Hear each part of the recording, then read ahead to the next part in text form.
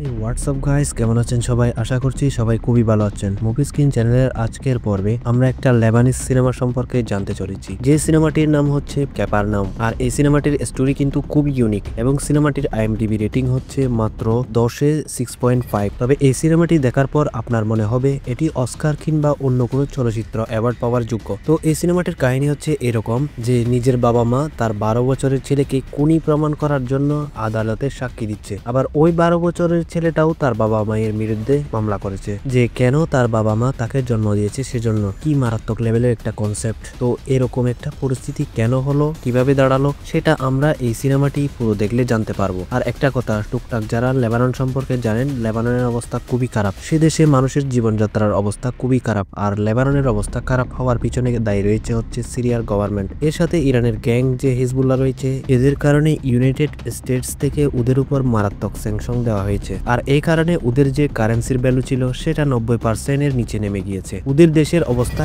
এত খারাপ যে ব্যাংকে আপনার নিজের টাকা রয়েছে, অথচ আপনার প্রয়োজনে আপনি আপনার টাকা উঠাতে পারবেন না। যেমন কয়েকদিন আগে এরকম একটা ঘটনা ঘটেছিল, একটা মেয়ে তার মায়ের চিকিৎসা করাতে হবে, বাট সে যখন ব্যাংকে যায় তখন তাকে টাকা দেওয়া হয় না। তো তখন মেয়েটা ব্যাংকে পিস্তল নিয়ে গিয়ে তারপর তার টাকা উঠে নিয়ে গিয়েছিল। তো চিন্তা করেন কি অবস্থা রয়েছে ওইসব দেশ। তো যাই হোক, বাড়তি কোনো কথা না বাড়িয়ে চলুন আমরা সিনেমাটি কেমন হয়েছিল জেনে আসি। তো সিনেমার শুরুতে আমরা জেলে একটা বাচ্চাকে দেখতে পাই যার বয়স হচ্ছে 12 বছর এবং ওর নাম হচ্ছে জায়ান। আর একটা অ্যাটেম্প টু মার্ডার দায়ে, মানে কাউকে ও হত্যা করতে চেয়েছিল, সে অ্যাটেম্প টু মার্ডারের দায়ে তার 5 বছরের সাজা হয়েছে। তবে সে জেলে থাকবে না, সে থাকবে হচ্ছে পুনর্নির্বাসন কেন্দ্রে। তো আজকে ওকে কোর্টে নিয়ে যাওয়া হচ্ছে। এর কারণ হচ্ছে জেলে থাকা অবস্থায় ও ওর বাবা মায়ের বিরুদ্ধে কেস করে দিয়েছে। আর এর কারণটা হচ্ছে ওর বাবা মা ওকে কেন জন্ম দিল। তো এরকম একটা ব্যাপার নিয়ে সাংবাদিকদের মধ্যে একটা আগ্রহের সৃষ্টি হয়েছে। আর এই জন্য এই নিউজটি কভার করার জন্য কোর্টের বাইরে অনেক সাংবাদিক রয়েছে। তো যাই হোক, এরপর জায়ানকে জর্জের সামনে নিয়ে যাওয়া হয়। সেখানে ওর বাবা মাও ছিল,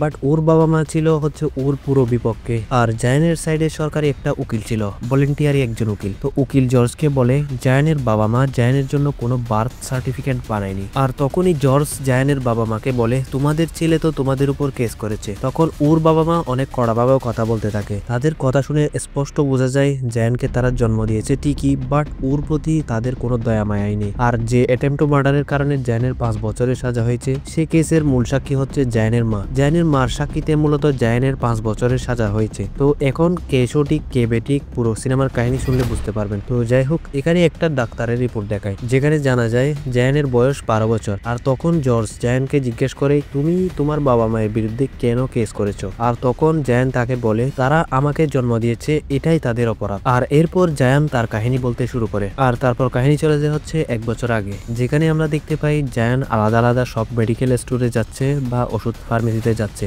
আর সেখান থেকে স্পেশালি ঘুমের ওষুধ বা চেতনানাশক ওষুধ, মানে যেগুলো খেলে নেশা করা যায় ওই ধরনের ওষুধের প্রেসক্রিপশন দেখিয়ে কিনছে। মানে এমন কিছু মেডিসিন আছে না যেগুলো দিয়ে নেশাও করা যায় আবার অসুখের জন্য ইউজ করা যায়, ওই রকম মেডিসিন আর কি। তো যাই হোক, তো ওখান থেকে ওষুধ কিনতে গেলে ওরা বলে, তুমি তোমার বাবা মাকে নিয়ে আসো, এইসব ওষুধ আমরা নর্মালি কাউকে দেই না। তবে তারপরেও জায়ান খুবই চালাক, সে কোনো না কোনো বাহানা করে ওষুধ নিয়ে আসে। আর সে বলে যে আমার মা অসুস্থ, বাড়িতে কেউ নেই, আর এই যে ডাক্তারের প্রেসক্রিপশন তো আছেই। তো যাই হোক, এরপর জায়ান যখন সে ওষুধগুলো নিয়ে আসে, জায়ানের মা করে কি, সে ওষুধগুলোকে পানিতে মিলায়, তারপর কাপড়ের মধ্যে ভিজায় এবং কাপড়গুলো শুকানোর পর যেটা হয়, আর ওই ওষুধের জিনিসগুলো কিন্তু কাপড়ে থাকে। আর ওই কাপড়গুলো জেলের যে তার একটা ভাই রয়েছে সেই ভাইয়ের কাছে পাঠিয়ে দেয়। আর জায়ানের মায়ের ভাই অলরেডি কিন্তু জেলের 10 বছরের সাজা কাটছে। তো ওর ভাই আবার যেটা করে সেটা হচ্ছে ওই কাপড়গুলো থেকে সে ওষুধগুলো আলাদা করে, আর সে ওই ওষুধগুলো জেলের ভিতরে নেশা হিসেবে বিক্রি করে। চিন্তা করা যায় ভাই কি মারাত্মক লেভেলের প্ল্যান। তো যাই হোক, জায়ানের কিন্তু এগুলো করতে ভালো লাগতো না, সে তার মায়ের জোরাজুরিতে বাড়তি ইনকামের জন্য এগুলো করতো। তো এখানে আমরা দেখতে পাই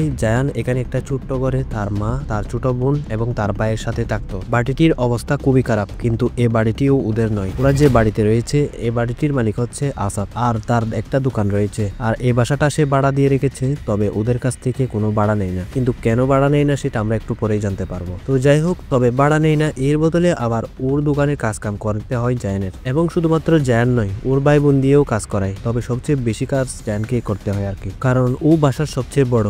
আর ওর যে একটা মামা রয়েছে সে তো জেলে রয়েছে, কোনো উপকারে নেই, উল্টো ওই জায়গায় 2 নম্বরই কাজ কাম করছে। তো যাই হোক, জায়ান সারাদিনের আসাদের দোকানে কাজ করে, আর কাজ শেষে যেটুকু সময় পায় সে লেবু পানি বিক্রি করে অল্প টাকা আয় করে। যেখানে পুরো দেশের মানুষই গরিব, সেখানে আর কয় টাকাই বা ইনকাম করবে। তো যাই হোক, একদিন রাতে ও দেখতে পাই ওর ছোট বোন যে বিছানায় ঘুমায় সে বিছানায় রক্ত লেগে রয়েছে। তো জায়ান বুঝতে পারে না এটা কেন হতে পারে। তো পরের দিনে ওর বোনের সাথে ও দেখা করে, তো ও দেখতে পায় ওর বোনের জামাতেও রক্ত লেগে রয়েছে। তো তখন ও সবকিছু বুঝে ফেলে, আর তখন ও করে কি ওর বোনকে বাথরুমে নিয়ে যায় আর ওকে বলে এর আগে তোর ফ্রেন্ডের কাপড়ে এরকম রক্ত দেখা গিয়েছিল আর ওর বাপ মা ওকে জোর করে বিয়ে করিয়ে দিয়েছে, তো এই কারণে তুই এই কথা কাউকে বলবি না। আর জায়ান নিজের জামাটি খুলে বোনকে দেয় এবং বলে রক্ত পরিষ্কার করে নে, আর সাবধান ভুলেও এগুলো বাবা মাকে বলবি না, তারা যদি এ কথা জানতে পারে তাহলে তোর বিয়ে ওই হারামজাদা আসাদের সাথে দিয়ে দেবে। আর তখন ওর বোন বলে না, আসাদ ভাই তো অনেক ভালো, থাকার জন্য আমাদের বাড়ি দিয়েছে, আমাকেও অনেক উপহার দেয়। জায়ান তখন বলে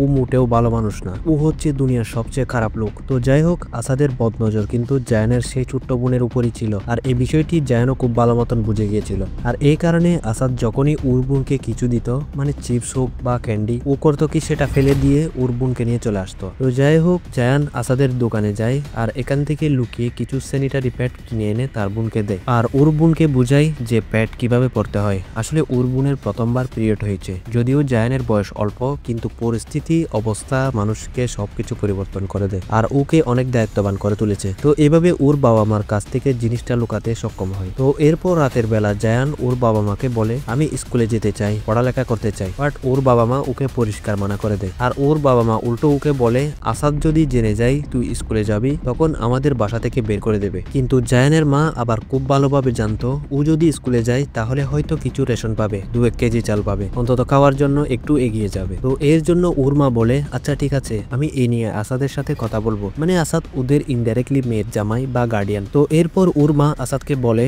যে ও কেবল কিছু ঘন্টার জন্য স্কুলে যাবে আর রাতে এসে কাজ করে দেবে, বাট তারপরেও আসাদ মানা করে দেয়, কারণ স্কুলে গেলে ও শিক্ষা পেয়ে গেলে কি ওকে আর আন্ডারে রাখা যাবে। আর আসাদ করে কি উল্টো জায়ানকে দিয়ে আরো বেশি কাজ করাতে থাকে। তো এরপর একদিন জায়ান সন্ধ্যায় বাসায় ফিরে আসে, তখন সে দেখতে পায় যে করে অনেকগুলো মুরগি সেখানে। তখন ও ভাবে ওদের বাড়িতে এত মুরগি আসলো কিভাবে। তখন সে জানতে পারে এগুলো উপহার হিসেবে দেয়া হয়েছে। আর সে যখন ভিতরে যায় তখন সে দেখতে পায় আসাদ তার বাবা মাকে নিয়ে এসেছে আর তার বোনকে সেজে গুজে ওদের সামনে নিয়ে আসা হয়েছে। এটা দেখে জায়ান বুঝতে পারে যে ওর ছোট বোনকে আসাদের সাথে বিয়ে দিতে চলেছে। আর তখন জায়ান ওর বাবা মাকে বুঝায় ও এখন অনেক ছোট।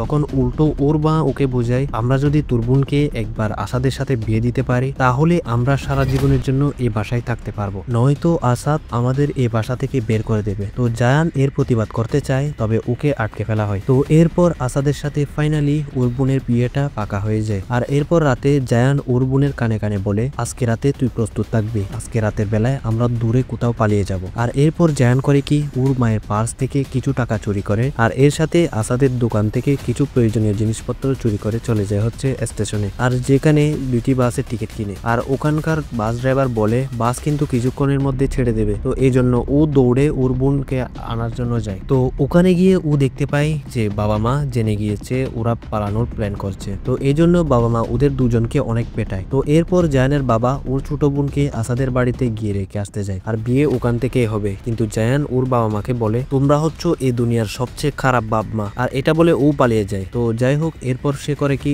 ওই বাসে উঠে পড়ে যে বাসে করে ও ওর বোনকে নিয়ে যেতে চেয়েছিল, এবং জায়ানের চোখে অনেক কষ্ট অনেক দুঃখ যে ও ওর বোনকে রক্ষা করতে পারলো না। তো এরপর ও একটা জায়গায় নেমে পড়ে যেখানে মেলা হচ্ছিল, আর ওই মেলাতে গিয়ে নাগরদোলায় উঠে আকাশ দেখতে থাকে আর ওর চোখে পুরো উদাসী মনোভাব, আর ও বুঝতে পারে না যে ওর জীবনে এত দুঃখ কষ্ট কেন। আর রাতের বেলা জায়ান ওখানেই ঘুমিয়েছিল, আর এরপরের দিন জায়ানের যখন ঘুম ভাঙে তখন ওর অনেক ক্ষুধা লাগে। তারপর ও যায় হচ্ছে একটা লোকের কাছে এবং সে খাবার চায়, আর এই বিষয়টা একটা মহিলা উপর থেকে দেখছিল যার নাম হচ্ছে রাইল, আর সেও এখানে কাজ করে ক্লিনার হিসেবে। সে নিজেও কিন্তু অনেক গরিব, কিন্তু তারপরেও তার জায়ানের উপর দয়া হয়। এরপর সে জায়ানকে খাবারের জন্য কিছু জিনিস কিনে দেয়। তো এরপর খাবার শেষ করে জায়ান মার্কেটে সকল দোকানে গিয়ে কাজ চায়, কারণ কাজ করলে কিছু টাকা পাবে, কিছু কিনে খেতে পারবে। কিন্তু অনেক খোঁজাখুঁজির পরও সে কোনো কাজ পায় না। আর এদিকে আমরা রাহিলকে দেখতে পাই যে একজন ক্লিনার, আর সে যখন বাথরুম পরিষ্কার করছিল আর সবাই যখন বাথরুমে যাবে তখন সে সবাইকে বলে যে লাস্টের বাথরুমটা নষ্ট।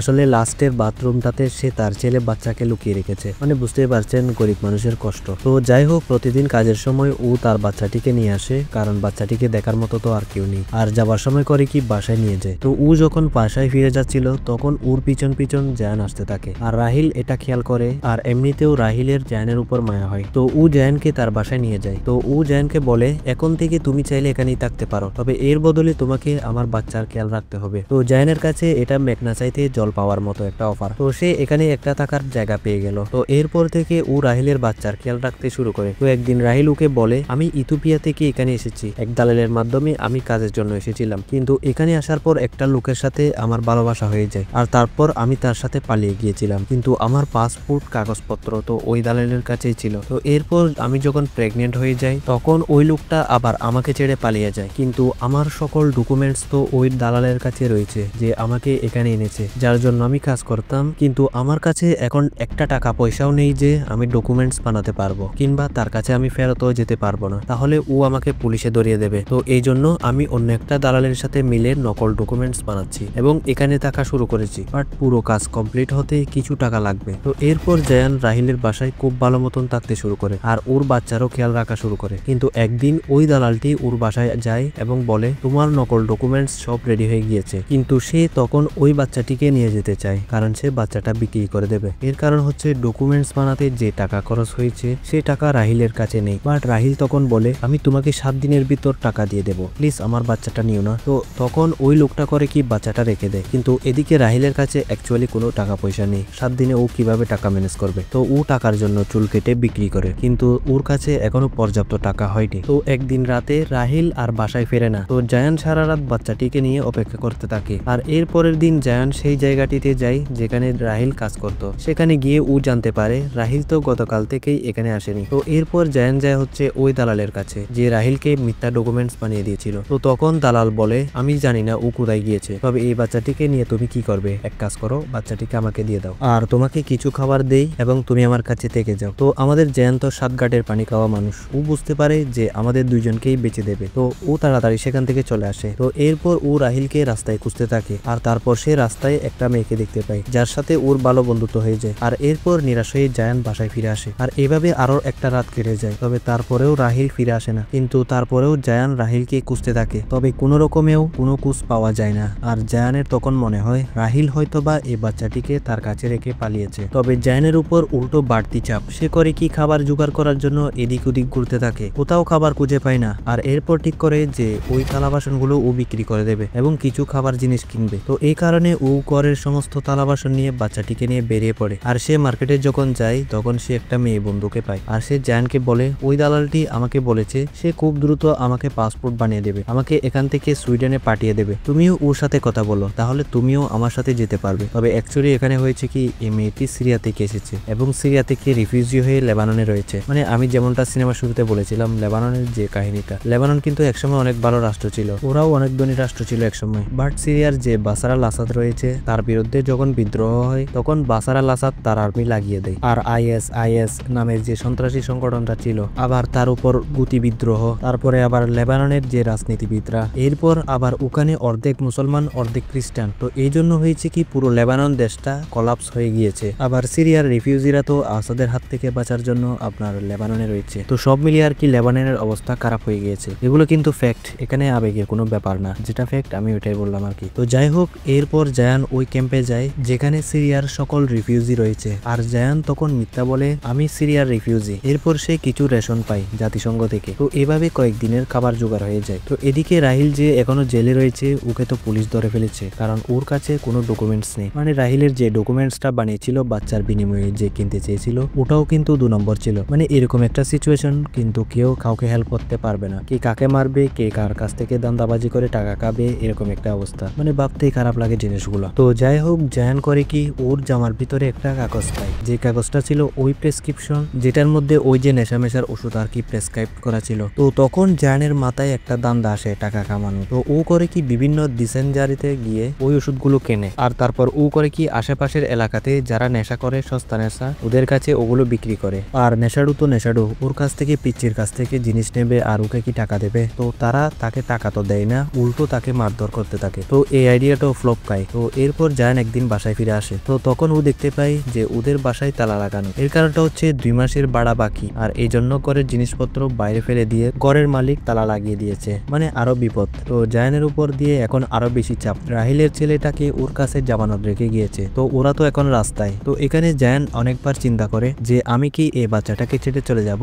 কিন্তু ও এই কাজটা করতে পারে না। তো লাস্টে যখন আর কোনো উপায় পায় না, তখন ও করে কি, বাচ্চাটিকে নিয়ে ওই দালালের কাছে কাছে যায়, তো তখন দালাল তাকে ভরসা দেয় যে তুমি চিন্তা করো না, ওকে আমরা একটা ভালো ফ্যামিলিতে দত্তক দেব, ও অনেক ভালো পরিবেশ পাবে। আর দালালটা ওকে কিছু টাকাও দেয় আর বলে যাও এটা দিয়ে তুমি তোমার আইডি করে নিয়ে আসো, তাহলে আমি তোমাকে বাকি বাচ্চাদের সাথে সুইডেন পাঠাতে পারবো। তো অ্যাকচুয়ালি আমরা তো জানি যে দালালটি মিথ্যা কথা বলছে, সে আরাবিয়ান শেখদের জন্য বাচ্চা বিক্রি করবে। তো জায়ান এরপর করে কি ওর বাসায় যায় এবং বাসায় গিয়ে বলে যে আমার আইডি কার্ড দাও, আমি সুইডেনে যাব। কিন্তু প্রায় 1 বছর পরে জায়ান যখন বাসায় গিয়েছে তখন উল্টো ওর বাবা মা তাকে উল্টাপাল্টা কথা বলতে থাকে। আর এখানে আমরা জানতে পারি যে জায়ানের বাবা মা এত অসতর্ক যে 3 বাচ্চার কোনো আইডি কার্ডই বানায়নি, মানে এটার কোনো প্রয়োজনই মনে করেনি। তো উল্টো ওর বাবা মা ওকে বলে যদি আইডি কার্ড থাকতো তাহলে আমার মেয়েকে হসপিটালে ভর্তি করতে পারতাম, ও মারাই যেত না। এই কথা শুনে জায়ানের মাথায় আকাশ ভেঙে পড়ে। তো ও অ্যাকচুয়ালি ওর চেচুটো বোন যাকে আসাদের সাথে বিয়ে দেওয়া হয়েছিল ও তখনই প্রেগনেন্ট হয়ে যায়, আর এই অল্প বয়সে প্রেগনেন্ট হওয়ার কারণে বাচ্চা হওয়ার সময় ও মারা যায়। তো এসব কথা শুনে ওর মাথায় চড়ে যায় কোন, তো